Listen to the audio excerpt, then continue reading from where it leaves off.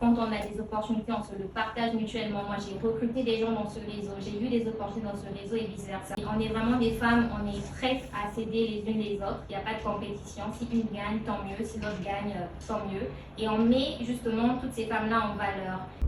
Bonjour, je suis Leslie OCT, je suis congolaise de Brazzaville, j'ai 30 ans et je suis cofondatrice d'un startup studio qui s'appelle M Studio. Nous opérons à Abidjan en Côte d'Ivoire et on a vocation à accompagner et financer les prochaines startups technologiques impact de l'Afrique francophone. Alors, ça fait 3 ans que je ne suis pas revenue à Brazzaville, donc je suis très ravie de retrouver mon pays.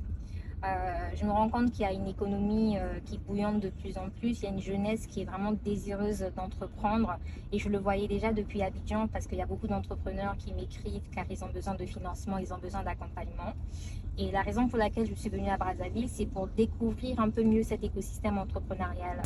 Alors, ce qui me motive le plus dans la tech, je dirais que c'est l'impact que ça peut créer.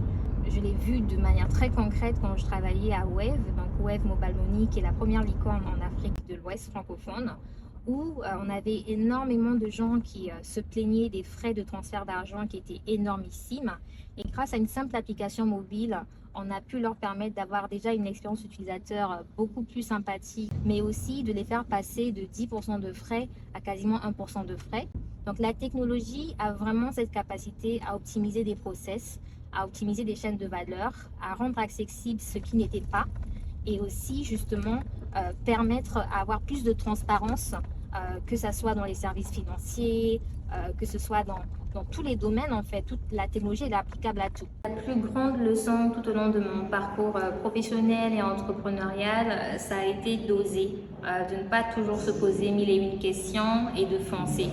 On peut toujours faire des erreurs, mais il vaut mieux déjà tester le terrain, apprendre, itérer, pivoter que de ne rien faire en vrai.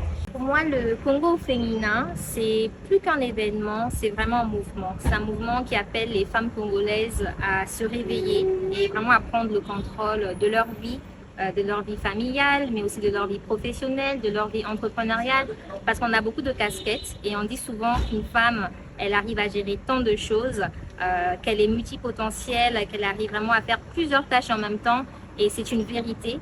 On a énormément de talent, on a énormément de compétences, il faut qu'on arrête à douter de nous-mêmes, il faut qu'on se donne confiance et il faut aussi qu'on utilise ce pouvoir de la sororité qu'offre un cap comme le Congo féminin pour se porter vers le haut, pour s'entraider et aller de l'avant et créer le Congo dont nous rêvons. Et j'encourage toutes les femmes à rejoindre un réseau aussi puissant que le Congo féminin.